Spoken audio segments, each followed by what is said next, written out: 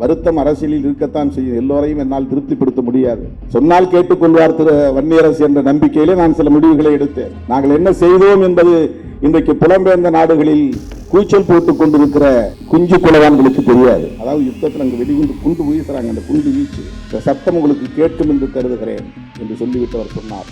நீங்கள் எடுத்திருக்கிற முடிவு சரி. ஒரு தொகுதியில் நீங்கள் போட்டியிட்டால் இன்னொரு தொகுதியில் வன்னியரசை நிப்பாட்டுங்கள் என்று சொன்னார். இது உண்மை. தியாகம் செய்தவர்கள், என்னோடு தொடர்ந்து பயணிப்பவர்கள், நம்பிக்கைக்குரியவர்கள், விழுப்புண்களை பெற்றவர்கள், இன்றைக்கும் வழக்குகளுக்காக நெடிய படிக்கட்டுகளில் ஏறி இறங்கிக் கொண்டிருப்பவர்கள் என்று பார்த்தால் நான் வட மாவட்டங்களில் யாருக்குமே தொகுதி கொடுக்கக்கூடாது, மதுரையை சார்ந்த தோழர்களுக்கு மட்டும்தான் நான் தர முடியும். என்ன தொடக்க காலத்தில் இவன் தான் நம் தலைவன் என்று ஏற்றுக்கொண்ட தம்பிகள் ஒருவர் கூட இந்த இயக்கத்திற்கு எதிராக இதுவரையில் சிந்திக்கவில்லை, தலைமைக்கு எதிராக பேசவில்லை. இன்றைக்கு நான் அரியலூர் போகிறேன், திருமாவளவனை காணவில்லை என்று போஸ்டர் ஒட்டுகிறார்கள். 24 மணி நேரமும் திருமாவளவன் எங்கே இருக்கிறார் என்று உலகத்துக்கே தெரியும். பெண்டாட்டி பிள்ளைகளோடு நான் ஊர் சுற்றவில்லை. போனா போது ஒரு நாளைக்கு ஒரு அரை மணி நேரம் அரசியல் பண்ணுவோம், அரசியலுக்கு வரல. 24 மணி நேரமும் மக்களோடு கிடக்கிறேன். அரசியலுக்காக என்னை ஒப்படைத்துக் கொண்டிருக்கிறேன். மருத்துவர் ராமதாஸ் அவர்களை பற்றி ஏதாவது எழுதுவார், தூக்கு சத்தம் போடுவார். கருத்தியெல்லாம் விமர்சனம் பண்ணு. தனிநபராக அவருக்கு எந்த பட்ட பேரும் கொடுக்காது. சாதாரண மக்கள் பேசுறாங்க, நாம் பேசக்கூடாது. நீ ஒரு கட்சியில் முக்கியமான பொறுப்பாளர், உங்களுடைய எழுத்துல அது வரக்கூடாது. கண்டிச்சிருக்கிறேன். இப்போ அது மாதிரி அவர் எழுதுறது. இப்போ போகிற போக்கில் சேர்த்து போகிறான். நீ ஏன் தனியாக நிற்கல, நீ ஏன் அந்த கூட்டணியில் இருக்கிற, நீ ஏன் இந்த கூட்டணியில் இருக்கிற அப்படின்னு ப்ராக்டிக்கல் நாலேஜே இல்லாமல், ஒரு சாத்தியக்கூறு பற்றிய எந்த சிந்தனையும் இல்லாமல் ஒரு காழ்ப்புணர்ச்சி அடிப்படையில் நம்முடைய மேலே விமர்சனங்களை வைத்து விட்டு போவார்கள். மாசிய பெரியாரிய பொதுவுடைமை கட்சி தலைவர் ஆணைமுத்து அவர்கள் நடத்திய திருச்சி மாநாட்டிலே பங்கேற்கிற போது நான் உரத்து பேசிவிட்டு வந்து பொங்கு தமிழ் அலுவலகத்துக்கு போய் மருத்துவர் ராமதாஸ் அவர்களை பார்த்து நாம் ஏதாவது பண்ணணும் அப்படின்னு. அப்போ அவர் சொன்ன ஆலோசனை அடிப்படையில் பெரியார் திடலுக்கு போனோம். ஆசிரியர் வீரமணி அவர்களோடு சேர்ந்து பேசணும். மந்தமாக இருக்கிறார்களே என்ற வலியோடு நான் மட்டும் சாகும் வரை உண்ணாவிரதம் இருக்க போகிறேன். யாரும் வேண்டாம், உனக்கெல்லாம் குடும்பம் இருக்கு, பொண்டாட்டி பிள்ளை இருக்கு. மனப்பூர்வமா, ஜென்யூனா, உண்மையா நேர்மையான உள்ளத்தோட சாவோங்கிற ஒரு அந்த தைரியத்தோட தான் போனேன். மருத்துவர் ராமதாஸ் தான் வந்து என்னை கட்டாயப்படுத்தி நிறுத்தவும் சொன்னார். நாம் 2 பேரும் சேர்ந்து பண்ணுவோம். ஆனால் அவரை யாரும் விமர்சிக்கல. திருமா இது தகுமா என்று என்னை தான் விமர்சித்தார்கள். அந்த கூட்டத்தில் காங்கிரஸை பற்றி நான் பேசினேன், கடுமையாக விமர்சனம் செய்தேன். ஆனால் இன்றைக்கு நான் காங்கிரஸ் கூட்டணியில் இருக்கிறேன், சமரசம் செய்து கொண்டு அல்ல. முதலாக மோடியை வேட்பாளர், பிரதமர் வேட்பாளர் என்று அறிவித்த போது கடுமையாக கண்டனம் தெரிவித்து ஆபத்தை உணர்த்தி பேசிய இயக்கம். அப்போதே நான் சொன்னேன், பதறினேன். அதிமுகவின் வாக்கு வங்கியை தன் பக்கம் ஈர்க்க வேண்டும் என்பதற்காக மோடி இன்றைக்கு பல்லடத்திலே பேசுகிற போது எம்ஜிஆர் அவர்களையும் ஜெயலலிதா அவர்களையும் வானலாக புகழ்ந்து பேசியிருக்கார். ஜெயலலிதா அம்மையார் உயிரோடு இருந்தபோது மோடியா லேடியா என்று சவால் விட்டவர். அவருக்கு சனாதனத்தில் முரண்பாடோ அல்லது அயோத்தியா பிரச்சனையில் முரண்பாடோ ராமர் கோவில் கட்ட வேண்டும் என்பதிலே முரண்பாடோ எதுவும் கிடையாது. பிஜேபிக்கு என்ன ஸ்டாண்டோ அதுதான் ஜெயலலிதாவுடைய நிலைப்பாடு. அவங்க முதல்ல திமுக இன்றைக்கு ஆளுங்கட்சியாக இருப்பதனால் பெரிதாக அவர்களை ஒன்றும் செய்ய முடியாது. பலவீனமாக இருப்பது இன்றைக்கு அதிமுக. அதிமுகவை சிதறடித்து விட முடியும் என்று கணக்கு போட்டு வேலை செய்கிறார்கள். அதிமுகவை சார்ந்த தொண்டர்களே, தலைவர்களே, எச்சரிக்கையாக இருங்கள். இது என்னுடைய தோழமையான வேண்டுகோள். சில பேர் என்ன சொல்றான், இவர் இங்கே சீட்டு போடுறதுக்காக பேசுறாருங்கிறான். அது அவன் புத்தி, எனக்கு இல்லை. எடப்பாடியை பாராட்டி ட்வீட் போட்டால் அங்கேயும் சீட்டு போட்டு வைக்கிறார் திருமாவளவன். 2 சீட்டுக்கு கிடையாது. அந்த மாதிரி சராசரி ஆள் அல்ல திருமாவளவன். நிறைய பேச வேண்டும் என்கிற பேராவலோடு வந்தேன். வழக்கம் போல நேர நெருக்கடி. தம்பி வன்னியரசு அவர்கள் ஒரு புத்தகத்தை தொகுத்து வெளியிடக்கூடிய அளவுக்கு, ஆன்றோர் சான்றோர் பலரும் வந்து வாழ்த்தக்கூடிய அளவுக்கு இன்றைக்கு தன்னுடைய ஆளுமையை அவர் தன்னைத்தானே சிறப்புக்குரிய ஒரு ஆளுமையாக செதுக்கி கொண்டிருக்கிறார் என்பது எனக்கு பெருமையை தருகிறது, பூரிப்பை தருகிறது.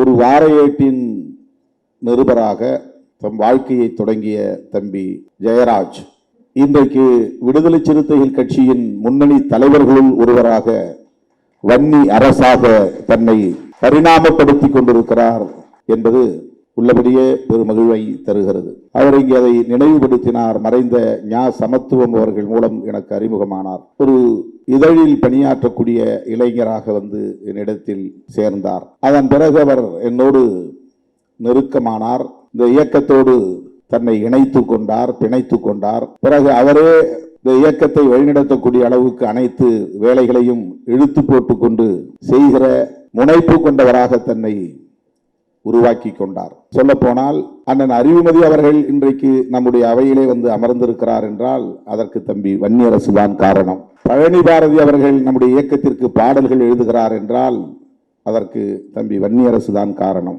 கபிலன், இளைய கம்பன், தமிழமுதன், இசையரசு போன்ற ஆளுமைகள் எல்லாம் இந்த இயக்கத்திற்கு இன்றைக்கு தூண்களாக விளங்குகிறார்கள், ஊக்கம் தருகிற உந்து சக்திகளாக இருக்கிறார்கள் என்றால் இவர்களை எல்லாம் ஒருங்கிணைத்த பெருமை தம்பி வன்னியரசை சாரும் என்பதை நான் பெருமையோடு இங்கே பதிவு செய்ய விரும்புகிறேன். எல்லோரும் எனக்கு தெரியும், ஆனால் அவர்களை எல்லாம் ஒரு நூலிலே கோர்ப்பதை போல, மாலை கோர்ப்பதை போல கோர்ப்பதற்கு ஒரு ஆளுமை தேவைப்படுகிறது. இந்த இயக்கத்தை வலிமைப்படுத்துவதற்கு தமிழ் தேசிய பரப்பில் தம்பி வன்னியரசு அவர்கள் வலிய வலிய உறவை தேடி தேடி சென்று திருமாவளவன் தலைமையில் நாங்கள் இயங்குகிறோம், சிறுத்தைகளாய் நாங்கள் இயங்குகிறோம், நீங்கள் எல்லாம் எங்களுக்கு உற்ற துணையாக இருக்க வேண்டும் என்று இந்த உறவுகளை எல்லாம் நம்மோடு கொண்டு வந்து இணைத்தவர். ஏன் வேல்முருகன் அவர்கள் கூட இன்றைக்கு நம்மோடு இவ்வளவு இணக்கமாக இருப்பதற்கு தம்பி வன்னியரசுதான் காரணம் என்றால் அதை மறுக்க முடியாது.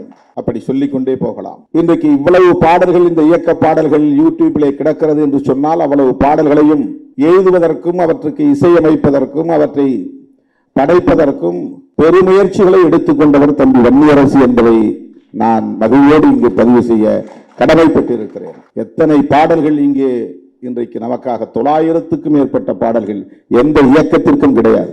கிட்டத்தட்ட 1000 பாடல்கள் ஒரு இயக்கத்திற்காக, இயக்கத்தின் கொள்கைகளை பரப்புவதற்காக, ஒரு இயக்கத்தின் தலைமையை மக்களிடையே கொண்டு போய் சேர்த்து அந்த தலைமையின் மீதான நம்பகத்தன்மையை வலுப்படுத்துவதற்காக, இவர்தான் நமக்கான நம்பிக்கைக்கு உரியவர், இவரை நாம் ஏற்க வேண்டும் என்று அறிவார்ந்த ஆன்றோர்களின் சான்றோர்களின் ஆளுமையை பயன்படுத்தி அதை இயக்க ஆற்றலாக மாற்றியதில் தம்பி வன்னியரசுக்கு பெரும்பங்கு உண்டு. அதே போல தமிழ்மண் என்கிற இதழ் தாய்மண் என்றுதான் தொடங்கினோம். அதே பெயரில் திராவிட முன்னேற்ற கழகத்தை சார்ந்த கவிஞர் ஏற்கனவே பதிவு செய்து வைத்திருந்ததனால் நமக்கு அந்த பதிவு கிடைக்கவில்லை, தாய்மண் கிடைக்கவில்லை.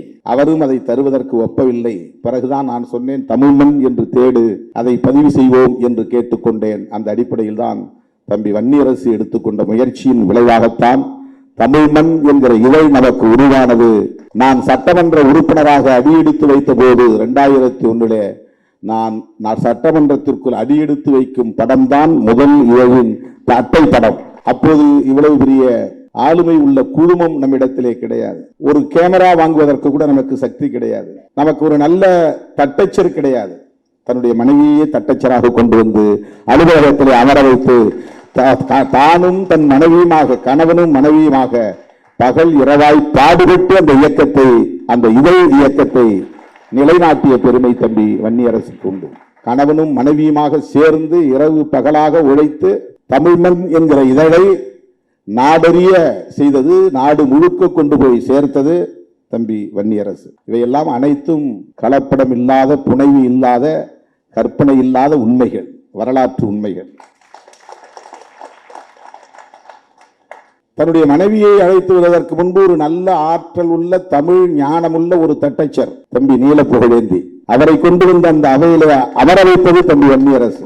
இன்றைக்கும் நம்மோடு இருக்கிற கவினி வன்னியரசு கண்டுபிடித்த ஒரு ஆளுமை, இன்றைக்கும் நம்மோடு அவர் இருக்கிறார். அதே போல குறும்படங்கள் இயக்கத்திற்கு, அதே போல ஈழத் தமிழர்களுடன் இருக்கிற தொடர்புகள், புலம்பெயர்ந்த நாடுகளில் உள்ள ஆளுமைகளுடன் இருக்கிற தொடர்புகள், இன்றைக்கும் நான் கூட சலித்து போய் நாம் இங்குள்ள வேலைகளை கவனிப்போம் என்று என் கவனத்தை திசை திருப்பும் போதெல்லாம், இல்லை இல்லை, நாம் அந்த களத்தில் எப்போதும் போல் வீரியத்தோடு இருக்க வேண்டும் என்று உணர்த்தக்கூடிய ஒரு தம்பியாக, அதை இழுத்து பிடிக்கிற ஒரு தம்பியாக, புலம்பெயர்ந்த நாடுகளில் உள்ள தோழர்களோடு தொடர்ந்து நட்பு வைத்திருக்கிற, அந்த தொடர்பை தக்க வைத்துக் கொண்டிருக்கிற, தலைமையோடு அவற்றை பிணைத்து வைத்துக் கொண்டிருக்கிற ஒரு பொறுப்புள்ள தம்பிதான் வன்னியரசு. ராஜசேகர் சொன்னதை போல அவர் உணர்ச்சி வயப்பட்டு சில பதிவுகளை செய்வது உண்டு, மேடைகளில் பேசுவது உண்டு. தமிழ் மண்ணுக்கு தலைப்பிடுகிற போது கூட அவர் ராஜரிஷியில் பெற்ற பயிற்சியின் அடிப்படையில் சில நேரங்களில் தலைப்பு கரடுமுரடாக இருக்கும். நாம் ஒரு அரசியல் இயக்கம் நடத்துகிறோம், அப்படி தலைப்பு வைக்க கூடாது. வரிக்கு வரி நான் படித்து பார்ப்பேன், தலைப்புகளை மாற்றுவேன்,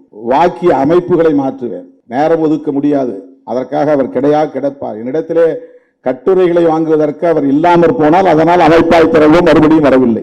அதுதான் உண்மை. 58 கட்டுரைகளையும் அவர் என்னிடம் போராடி போராடி வாங்கித்தான் பதிப்பித்தார். இடையிலே அவருக்கு வருத்தம் ஏற்பட்டு தமிழ்மண் பணிகளை அப்படியே போட்டுவிட்டு போய்விட்டார். மனைவியையும் கூட அழைத்துக் கொண்டு போய்விட்டார். ஆனால் கட்சியை விட்டு போகவில்லை. அந்த பணிகளை அப்படியே விட்டுவிட்டார். வருத்தம் அரசியலில் இருக்கத்தான் செய்யும். எல்லோரையும் என்னால் திருப்திப்படுத்த முடியாது. சொன்னால் கேட்டுக்கொள்வார் திரு வன்னியரசு என்ற நம்பிக்கையிலே நான் சில முடிவுகளை எடுத்தேன். தென் மாவட்டங்களை சார்ந்தவர்களுக்கே வட மாவட்டங்களில் சீட்டு கொடுக்க முடியாது.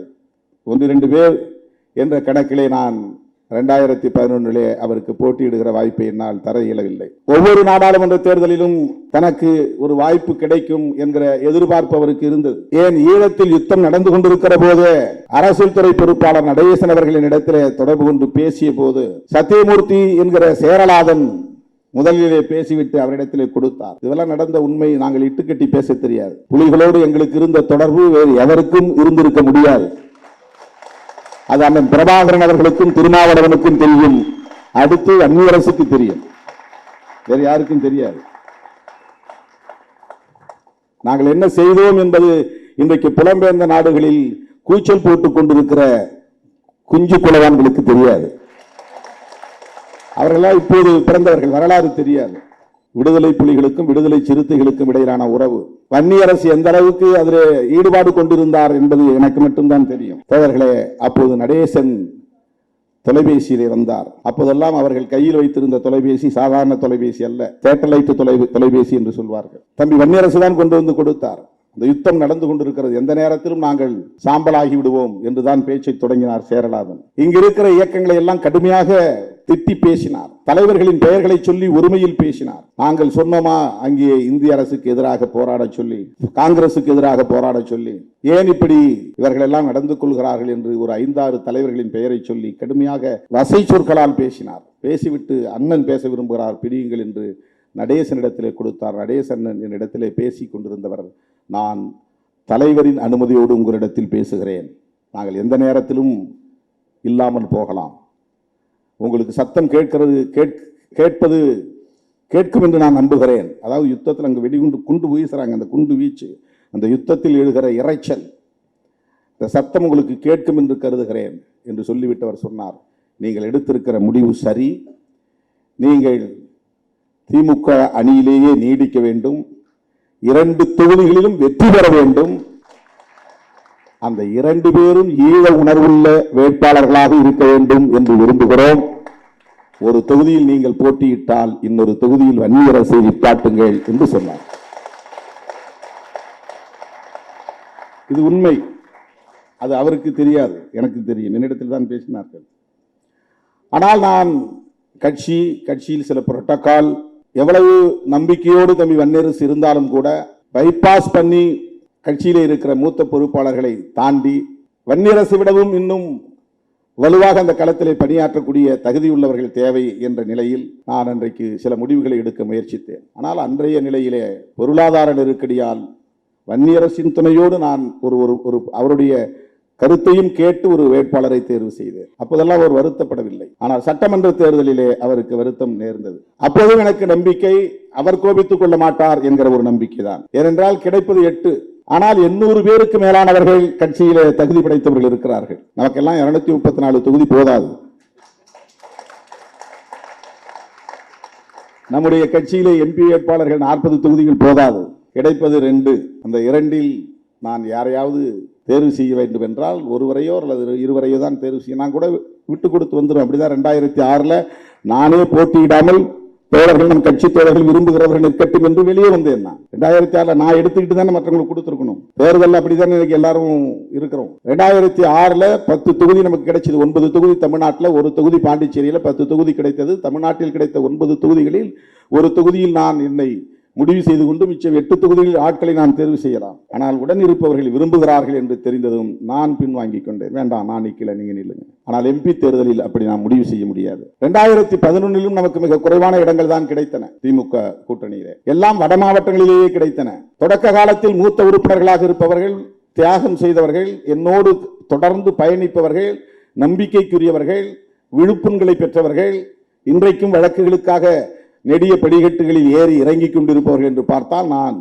வட மாவட்டங்களில் யாருக்குமே தொகுதி கொடுக்க கூடாது, மதுரையை சார்ந்த தோழர்களுக்கு மட்டும்தான் நான் தர முடியும். நான் அப்படி ஒரு புரோட்டோகால் போட்டேன்னு சொன்னா, அப்படி ஒரு வரிசைப்படுத்தணும்னு நினைச்சேன்னா, நான் வட மாவட்டங்களை சார்ந்த யாருக்கும் தர முடியாது. நான் பிரையாரிட்டி கொடுக்கணும்னா மதுரையை சார்ந்த தம்பிகளுக்கு தான் நான் பிரையாரிட்டி கொடுக்க முடியும்.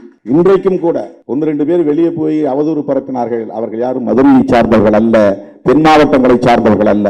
என்ன தொடக்க காலத்தில் இவன் தான் நம் தலைவன் என்று ஏற்றுக்கொண்ட தம்பிகள் ஒருவர் கூட இந்த இயக்கத்திற்கு எதிராக இதுவரையில் சிந்திக்கவில்லை, தலைமைக்கு எதிராக பேசவில்லை. இடையிலே வந்தவர்கள் வெளியே போனார்கள், அவதூறு பரப்பினார்கள். மதுரையை சார்ந்த தோழர்கள் அந்த அளவுக்கு ஆதி காலத்திலிருந்து, இந்த இயக்கம் தொடங்கிய காலத்திலிருந்து நம்பிக்கைக்குரியவர்களாக இருக்கிறார்கள். அதிலே ஒரு முன்னணி தளபதியாக தம்பி வன்னியரசு இருக்கிறார் என்பதை எண்ணி நான் பெருமைப்படுகிறேன். இப்படி காலங்கள் உருண்டோடிய நிலையிலும் கூட அவருக்கு சில வருத்தங்கள் ஏற்பட்டாலும் கூட என்றைக்கும் சிறுத்தைகள் இயக்கம் தான் நம்முடைய இயக்கம், என்றைக்கும் திருமாவளவன் தலைமைதான் நம்முடைய தலைமை என்கிற அசைக்க முடியாத உறுதிப்பாட்டை கொண்ட ஒரு இளைஞர் தான் தம்பி வன்னியரசு என்பதை நான் இந்த இடத்திலே பதிவு செய்வது என்னுடைய கடமை.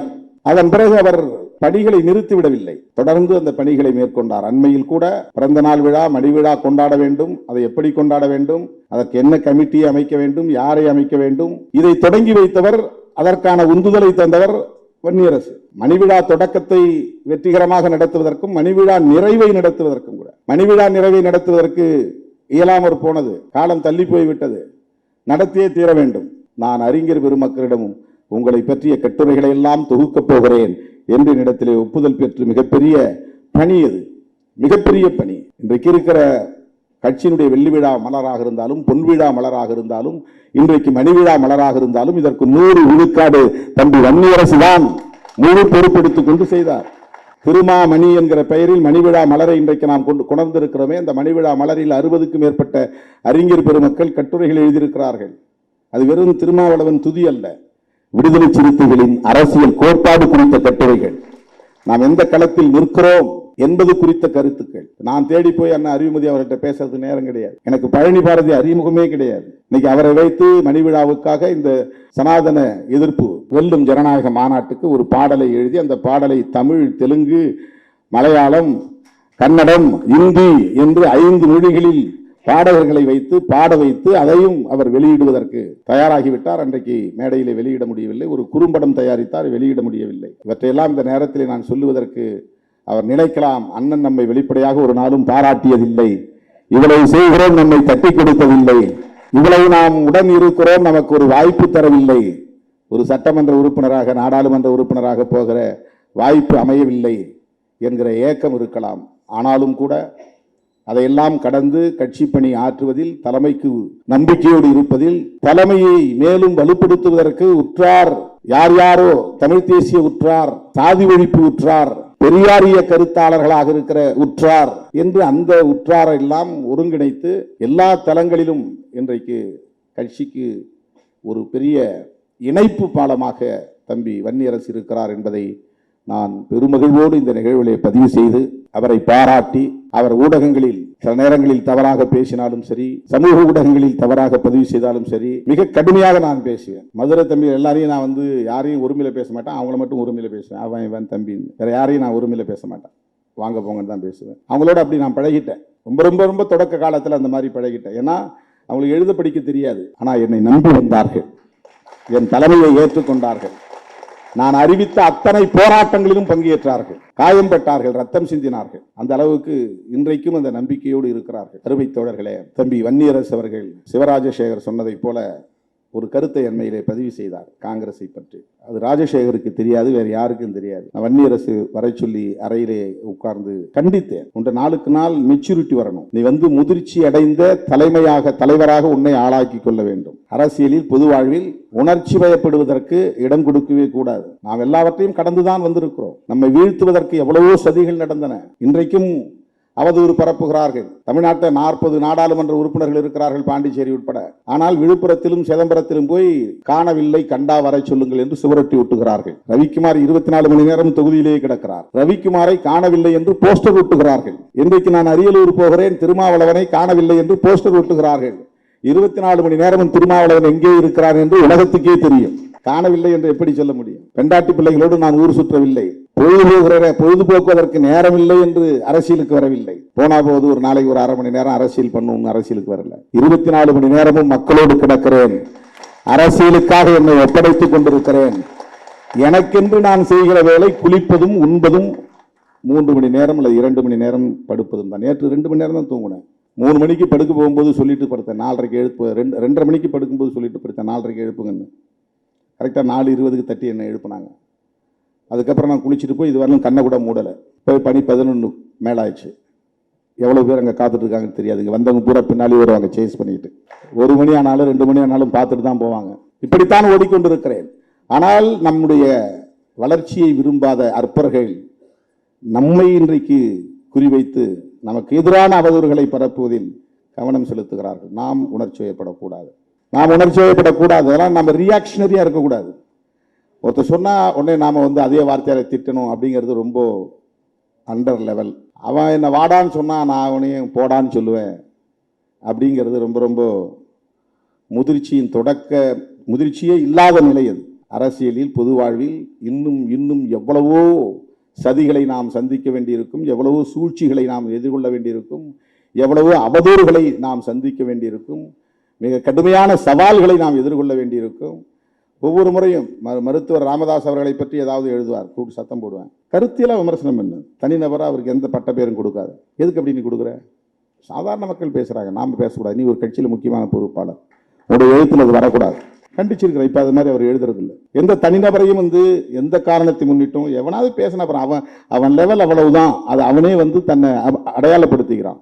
என்னை பற்றி ஒருத்தன் குறைவாக பேசுகிறான்னா அது என்ன அவன் குறைத்து மதிப்பிடுவதில்லை. அவன் எந்த லெவலில் இருக்கிறாங்கிறத அவன் எக்ஸ்போஸ் பண்ணிக்கிறான், அம்பலப்படுத்துகிறான். அவங்ககிட்ட இருக்கிற சரக்கு அவ்வளவுதான், அவனுடைய தரம் அவ்வளவுதான், அவனுடைய தகுதி அவ்வளவுதாங்கிறத அவனே வெளிச்சம் போட்டு காட்டிக்கொள்கிறான். அவ்வளவுதான். இதை நாம் கடந்து போக வேண்டும். நமக்கு மிகப்பெரிய லட்சியம் இருக்கிறது. நாம் சந்திக்க வேண்டிய சவால்கள் ஏராளம். நாம் தொட வேண்டிய இலக்கு வெகு தூரம். இந்த 35 ஆண்டுகளாக இந்த களத்திலே நாம் இருக்கிறோம். 25 ஆண்டுகளாக தேர்தல் அரசியலில் இருக்கிறோம்.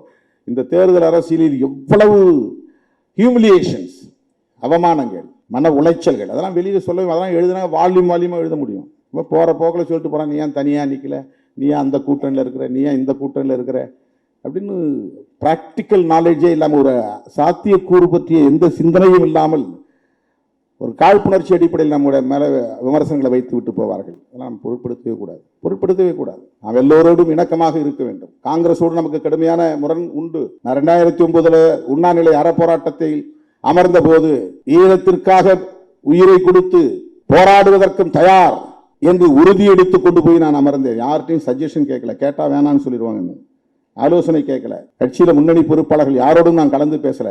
வன்னியரசுக்கு மட்டும்தான் அது தெரியும். ஏன்னா அவன் எப்போதுமே என்னை டச் பண்ணிட்டே இருப்பான். இந்த கட்சியில எப்போதும் என்னை தொடர்பு கொண்டுகிட்டே இருக்கிற ஒரு பொறுப்பாளர், எந்த நேரமும் நடப்பை பற்றி பேசிக்கொண்டே இருக்கிற ஒரு முனைப்பு அவரிடத்துல உண்டு. என்ன பண்ணிட்டு இருக்கிறீங்க, எங்க இருக்கிறீங்க, இதை பற்றி என்ன கருத்து? அவங்க வருத்த மனசுக்குள்ள 1000 இருக்கும். ஆனால் நம்ம என்ன செய்யலாம், ஏன் இப்படி இங்கே அமைதியாக இருக்குது, இதை ஏதாவது பண்ணணும், இதை ஏதாவது தள்ளணும், இதுக்கு எதாவது நம்ம ரியாக்ட் பண்ணணும், இதுக்கு எதுக்காக நம்ம ஒரு கருத்து சொல்லணும், ஸ்டேட்மெண்ட் சொல்லணும். அப்போ நான் ஈழத்தமிழர்களுடைய பிரச்சனை ரொம்ப முத்தி போய் ஜனவரி மாதம் 4ஆம் தேதி வன்னியை சூழ்ந்து விட்டார்கள் என்று மார்க்சிய பெரியாரிய பொதுவுடைமை கட்சி தலைவர் ஆணைமுத்து அவர்கள் நடத்திய திருச்சி மாநாட்டிலே பங்கேற்கிற போது நான் உரத்து பேசிவிட்டு பொங்கு தமிழ் அலுவலகத்துக்கு போய் மருத்துவர் ராமதாஸ் அவர்களை பார்த்து பேசினேன், நாம் ஏதாவது பண்ணணும் அப்படின்னு. அப்போ அவர் சொன்ன ஆலோசனை அடிப்படையில் பெரியார் திடலுக்கு போனோம். ஆசிரியர் வீரமணி அவர்களோடு சேர்ந்து பேசணும். அது ஒரு நீண்ட நெடிய வரலாறு, நான் மீண்டும் அதை பேச விரும்பவில்லை. ஆனால் கடைசியாக யாரும் ஒத்துவரவில்லை. ஈழம் தொடர்பாக எல்லோரும் இப்படி மந்தமாக இருக்கிறார்களே என்ற வலியோடு நான் மட்டும் சாகும் வரை உண்ணாவிரதம் இருக்க போகிறேன். யாரும் வர வேண்டாம், உனக்கெல்லாம் குடும்பம் இருக்கு, பொண்டாட்டி பிள்ளை இருக்கு. மனப்பூர்வமா, ஜென்யூனா, உண்மையா, நேர்மையான உள்ளத்தோட சாவோங்கிற ஒரு அந்த தைரியத்தோட தான் போனேன். அப்போ வன்னியரசு நானும் உட்கார்றேன், இல்லை ஆகும்னார். வேண்டாம், யாரும் உட்காராதீங்க, நான் மட்டும் உட்கார்றேன் அப்படின்னு இடம் பிடிச்சு மரமலை நகரில் போய் உட்கார்ந்த 4 நாள். அன்னைக்கு அவருக்கு தெரியும், தோழர்களே, அந்த உண்ணாவிரதத்தின் போது ஈழத்துக்கு ஆதரவாக போராடக்கூடிய சக்திகள் ஓடி என் பக்கத்திலே அவர்களும் சேர்ந்து அமர்ந்திருந்தால், ஊக்கப்படுத்தி இருந்தால், விட வேண்டாம் என்று என்னை கட்டாயப்படுத்தி இருந்தால், தொடருங்கள் என்று உந்துதல் தந்திருந்தால், 5வது நாள் 6வது நாள் பொங்கல் முடிந்து, அது அப்போ பொங்கல் டேஸ், எல்லாம் பொங்கல் கொண்டாடி இருந்தாங்க. தமிழ்நாடே பொங்கல் கொண்டாடி கொண்டிருந்தது சிறுத்தைகளை தவிர. திருமாவளவன் உண்ணாநிலை அறப்போராட்டத்தில் சாக தயார் என்று உட்கார்ந்திருந்த வேளையில் 32 பேர், 26 பேர் 4வது நாள் குண்டர் தடுப்பு சட்டத்திலே தூக்கி போட்டார்கள். கூட்டணியில் இருந்து கொண்டே நீங்கள் எதிர்முகாமில் சேர்ந்து கொண்டு இந்த ஆட்சியை கவிழ்க்க முயற்சிக்கிறீர்கள் என்று முதல்வருக்கு உளவுத்துறை அன்றைக்கு ரிப்போர்ட். நாங்கள் திமுகவோட இருந்துகிட்டே திமுக கூட்டணியில் இருந்தாலும் கூட ஈழத்தமிழர் பிரச்சனையில் தனித்து முடிவெடுத்தோம். அதுதான் நடந்தது. இன்னைக்கு யாரும் வந்து பக்கத்தில் உட்காரல, போராட்டத்தை கைவிட வேண்டியதாயிடுச்சு. மருத்துவர் ராமதாஸ் தான் வந்து என்னை கட்டாயப்படுத்தி நிறுத்தவும் சொன்னார். நாம் 2 பேரும் சேர்ந்து பண்ணுவோம். ஆனால் அவரை யாரும் விமர்சிக்கல. திருமா இது தகுமா என்று என்னை தான் விமர்சித்தார்கள். நான் ஏதோ சமரசமாயிட்டேன், இந்த போராட்டத்தை கைவிட்டுட்டேன், பயந்து பின்வாங்கிட்டேன்னு. என்னுடைய நேர்மை திறம் எனக்கு தெரியும். எந்த அளவுக்கு உள தூய்மையோடு அந்த களத்தில் நான் இறங்கினேன் என்பது எனக்கு தெரியும். ஆனால் அந்த தூய்மை பலரிடத்தில் இல்லை என்பதை நான் அந்த களத்தில் தான் புரிந்து கொண்டேன். இன்றைக்கு புலம்பெயர்ந்த தமிழர்கள் என்னென்னவோ இளம் தலைமுறையினர் பேசுகிறார்கள். காங்கிரஸோடு எங்களுக்கு முரண்பாடு. அந்த கூட்டத்தில் காங்கிரஸை பற்றி நான் பேசினேன், கடுமையாக விமர்சனம் செய்தேன். ஆனால் இன்றைக்கு நான் காங்கிரஸ் கூட்டணியில் இருக்கிறேன். சமரசம் செய்து கொண்டு அல்ல, பதவி என்கிற அடிப்படையில் அல்ல. இந்திய அரசியல் சூழலில் காங்கிரஸோடும் இணைந்தால்தான் சனாதன பாசிச பயங்கரவாதிகளை வீழ்த்த முடியும். அந்த பொட்டன்ஷியல் பவர் காங்கிரசுக்கு இருக்கு. அது ஆட்சிக்கு வராமல் இருக்கலாம், எண்ணிக்கை குறைவா இருக்கலாம். நேஷனல் பார்ட்டி, தேசிய கட்சி என்று வருகிற போது பிஜேபிக்கு எதிராக இன்றைக்கு ஒரு கட்சி தேசிய அளவில் இருக்கிறது என்றால் அது காங்கிரஸ் கட்சி தான். காங்கிரசும் இடதுசாரிகளும் சேர வேண்டும் என்பதை 10 ஆண்டுகளாக பேசுகிறோம். முதலாக மோடியை வேட்பாளர், பிரதமர் வேட்பாளர் என்று அறிவித்த போது கடுமையாக கண்டனம் தெரிவித்து ஆபத்தை உணர்த்தி பேசிய இயக்கம். அதை இன்றைக்கு எஸ்விஆர் அவர்கள் தன்னுடைய அணிந்துரையிலே பதிவு செய்திருக்கிறார். பாசிசம் வாசல்படியில் என்று ஒரு ஆய்வுக்கட்டுரை நான் எழுதினேன். இங்கே உள்ள இடதுசாரி சிந்தனையாளர்கள் கூட அந்த ஆபத்தை அன்றைக்கு உணராமல் இருந்தார்கள். ஆனால் அந்த ஆபத்தை உணர்ந்த முதல் கட்சி விடுதலை சிறுத்தைகள் கட்சி தான் என்று பதிவு செய்திருக்கிறார். அப்போதே நான் சொன்னேன், பதறினேன். அந்த நாளிலிருந்து இந்த நாள் வரையில் பதறிக் கொண்டிருக்கிறோம். ஏன்னா ஐடியாலஜி தான். தனிப்பட்ட முறையில் நமக்கு மோடி அவர்களை பற்றி எதுவும் தெரியாது, காழ்ப்புணர்ச்சி கிடையாது. பிஜேபி பற்றி தனிப்பட்ட முறையில் நமக்கு எந்த முரண்பாடும் கிடையாது. இந்த நாட்டை பாதுகாக்க வேண்டுமானால் அவர்களின் கோட்பாடு சனாதனம் என்கிற பாசிசம் வலுப்பெற்று விடக்கூடாது. அதனால்தான் இப்ப கூட நாம வந்து தென்னிந்தியாவிலேயே இவிஎம்ஐ எதிர்த்து 2 கட்ட போராட்டத்தை நடத்திய இயக்கம் விடுதலை சிறுத்தைகள் கட்சி தான். 2 கட்டம் போராட்டம் நடத்தியிருக்கிறோம். 2வது பேசும்போது நான் சொன்னேன், தேர்தலில் நாங்கள் போட்டியிடாமல் புறக்கணிக்கவும் தயாராக இருக்கிறோம், நாட்டை காப்பாற்றுவதற்கு, இவிஎம்ஐ தடுப்பதற்கு என்று.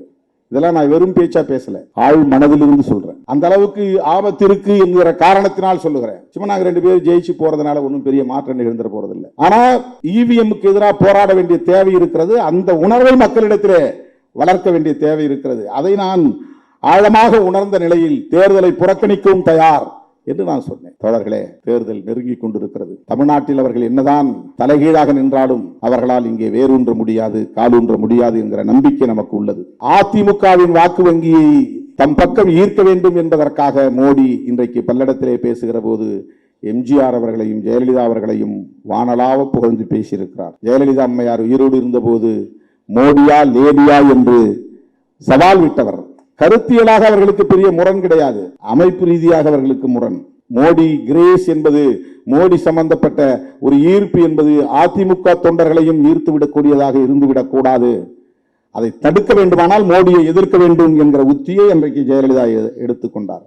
அவருக்கு சனாதனத்தில் முரண்பாடோ அல்லது அயோத்தியா பிரச்சனையில் முரண்பாடோ ராமர் கோவில் கட்ட வேண்டும் என்பதிலே முரண்பாடோ எதுவும் கிடையாது. பிஜேபிக்கு என்ன ஸ்டாண்டோ அதுதான் ஜெயலலிதாவுடைய நிலைப்பாடும். ஈழத்தமிழர் பிரச்சனையிலும் அப்படித்தான். அருமை தோழர்களே, மோடி இன்றைக்கு தமிழ்நாட்டை குறிவைத்து காய்களை நகர்த்தி கொண்டிருக்கிறார். திராவிட இயக்க அரசியலை நீர்த்து போகச் செய்ய வேண்டும் என்பது அவர்களின் முக்கியமான குறிக்கோளாக இருக்கிறது. திராவிட அரசியலை நீர்த்து போகச் செய்வதன் மூலம் அவர்கள் சனாதன அரசியலை நிலைநிறுத்த முடியும். அதுதான் முக்கியம். அவங்க முதல்ல திமுக இன்றைக்கு ஆளுங்கட்சியாக இருப்பதனால் பெரிதாக அவர்களை ஒன்றும் செய்ய முடியாது. பலவீனமாக இருப்பது இன்றைக்கு அதிமுக. அதிமுகவை சிதறடித்து விட முடியும் என்று கணக்கு போட்டு வேலை செய்கிறார்கள். அதிமுகவை சார்ந்த தொண்டர்களே, தலைவர்களே, எச்சரிக்கையாக இருங்கள். இது என்னுடைய தோழமையான வேண்டுகோள். உங்கள் கட்சி அழிய வேண்டும், உங்கள் கட்சி சிதைய வேண்டும் என்று சராசரி அரசியல்வாதியாக நான் ஒருபோதும் கருத மாட்டேன். நீங்களும் திமுகவும் இங்கே எதிரும் புதிருமாக 50 ஆண்டுகளுக்கு மேலாக இருந்ததனால்தான் இங்கே சனாதன சக்திகளால் காலூன்ற முடியவில்லை. உங்களோடு நமக்கு முரண்பாடுகள் இருக்கலாம், எங்களோடு உங்களுக்கு முரண்பாடுகள் இருக்கலாம், உங்களுக்கு இடையிலே முரண்பாடுகள் இருக்கலாம். ஆனால் நீங்கள் இருவரும் இங்கே வலிமையான சக்தியாக இருந்ததால் தான் பிஜேபியாலும் இங்கு ஒன்றும் செய்ய முடியவில்லை. சொல்ல போனால் காங்கிரசும் மீண்டு எழ முடியவில்லை. எம்ஜிஆர் என்ற ஒரு ஆளுமை இல்லாமல் இருந்திருந்தால், திமுக காங்கிரஸ் என்கிற போட்டியே தொடர்ந்திருந்தால், அடுத்து திமுகவுக்கு எதிராக காங்கிரஸ் ஆட்சிக்கு வந்திருக்கும். காங்கிரஸ் வர முடியாமலே போனதற்கு எம்ஜிஆர் ஒரு காரணம். காங்கிரஸ் தமிழ்நாட்டில் மீண்டெழ முடியாமல் போனதற்கு அதிமுக ஒரு காரணம். ஆகவே அதிமுக திமுக என்கிற இரண்டு வலிமையுள்ள சக்திகள் இங்கே தொடர்ந்து இருதுருவமாக போட்டியிட்டுக் கொண்டிருந்த நிலையிலே, போராடி கொண்டிருந்த நிலையிலே, சனாதன சக்திகளால் இங்கே காலூன்ற முடியாமல் தடுக்கப்பட்டது என்கிற வரலாற்று உண்மையையும் நாம் மறந்துவிட முடியாது, மறைத்து விட முடியாது, மறுத்து விட முடியாது. சில பேர் என்ன சொல்றான், இவர் இங்க சீட்டு போடுறதுக்காக பேசுறாருங்கிறான். அது அவன் புத்தி, எனக்கு இல்லை. எடப்பாடியை பாராட்டி ட்வீட் போட்டா அங்கேயும் சீட்டு போட்டு வைக்கிறார் திருமாவளவன், 2 சீட்டுக்கு கிடையாது. அந்த மாதிரி சராசரி ஆள் அல்ல திருமாவளவன். இன்னும் திருமாவளவனை புரிந்து கொள்வதற்கு நீங்கள் வெகு தூரம் பயணிக்க வேண்டும். உங்கள் லெவல் ஆஃப் அண்டர்ஸ்டாண்டிங் அவ்வளவுதான். என்னை புரிந்து கொள்வதற்கு உங்களுக்கு இன்னும் பயிற்சி தேவை, சிந்தனை பயிற்சி தேவை. அப்படித்தான் நான் பார்க்கிறேன். நான் கணக்கு போட்டு இப்படி சொன்னா அவரோட உறவை தொடரலாம், இப்படி சொன்னா இவரோட உறவை தொடராங்கிற அடிப்பெல்லாம் கிடையாது. உண்மையிலேயே சொல்றேன், சனாதன சக்திகள் இங்கே காலூன்றாமல் இருக்க வேண்டுமானால் அதிமுக நீர்த்து போகக்கூடாது. அப்படின்னா நீங்க வளர வேண்டாமா? காலம் கனியும், மக்கள் தீர்மானிப்பார்கள். உழைப்பு தீர்மானிக்கும். 400 அப்படின்னு போய் வண்டியில் ஏற முடியாது. நானும் முதல்வர் என்று போய் நான் வண்டியில் ஏற முடியாது. அப்படி தம்பட்டம் அடிக்கிற சராசரி ஆள் அல்ல நான். தமிழ்நாட்டு மக்கள் ஒரு நாள் தெளிவை பெறுகிற போது துணிவை பெறுவார்கள். சிறுத்தைகளை அமர வைக்க வேண்டிய இடத்தில் அமர வைப்பார்கள். அப்படித்தான் 25 ஆண்டுகளாக இந்த களத்திலே தாக்கு பிடித்து நிற்கிறோம். ஒரு பைசா கையில காசு கிடையாது, தம்பிடி பைசா கிடையாது. தேர்தல் அரசியலை அடியெடுத்து வைத்த போது எப்படி இருந்தோமோ அப்படித்தான் இன்றைக்கும் இருக்கிறோம். 4 எம்எல்ஏ இருக்கலாம், 2 எம்பி இருக்கலாம். ஆனால் அன்றைக்கு எப்படி இருந்தோமோ அப்படித்தான் இன்றைக்கும் இருக்கிறோம். அதனால்தான் யாராலும் நமக்கு கருத்தியல் ரீதியா பேச முடியல. தனிநபர் ரீதியா அவர்களால் இங்க பேரம் பேசினார், அங்க பேரம் பேசினார், இப்படி மாத்தி பேசினார், அப்படி மாத்தி பேசினார், எந்த குற்றச்சாட்டை வைக்க முடியவில்லை. எதற்கு நான் சொல்லுகிறேன் என்று சொன்னால், நாம் நம்முடைய கருத்தியலில், நம்முடைய கோட்பாட்டில், நம்முடைய கொள்கையில் உறுதியாக இருந்து தொடர்ந்து இணைந்து பயணிக்க வேண்டும். காலம் கனியும் போது மக்கள் நம்மை ஏற்றுக்கொள்வார்கள். 15 வருஷத்துக்கு முன்னாடி நான் சொன்னேன், 20 வருஷத்துக்கு முன்னாடி சொன்னேன், கல்லெடுத்து வீசுகிற தம்பி ஒரு நாள் என் மீது பூவெடுத்து வீசுவான் என்று சொன்னேன். நான் ஒன்றும் ஞானி இல்லை, பூவெடுத்து வீசுகிறார்கள் இன்றைக்கு. அருமை தோழர்களே, இந்த களத்தில், இப்படிப்பட்ட இந்த பயணத்தில் எனக்கு பல வகையிலும் உற்ற துணையாக இருக்கிற தம்பி இன்றைக்கு ஒரு நூலின் படைப்பாசிரியராக, எழுத்தாளராக பரிணமித்திருக்கிறார் என்பதை எண்ணி நான் பெருமைப்படுகிறேன், வாழ்த்துகிறேன், பாராட்டுகிறேன். அனைவருக்கும் என்னுடைய நெஞ்சார்ந்த நன்றி, வணக்கம். நக்கீரன் டிவிக்கு சப்ஸ்கிரைப் செய்யுங்கள். உங்கள் ஆதரவே எங்கள் பலம். ஆசிரியர்களுக்கு நண்பனாகவும் மாணவர்களுக்கு ஆசானாகவும் திகழும் தேர்வு வழிகாட்டி. ஒவ்வொரு பாடத்திற்கும் அனுபவமிக்க ஆசிரியர்களின் துல்லியமான தெளிவான விடைகள். CNC இருக்கு, தேர்வு பயம் எதற்கு? இது தீரன் பப்ளிஷிங் ஹவுஸ் விற்பனை வெளியீடு.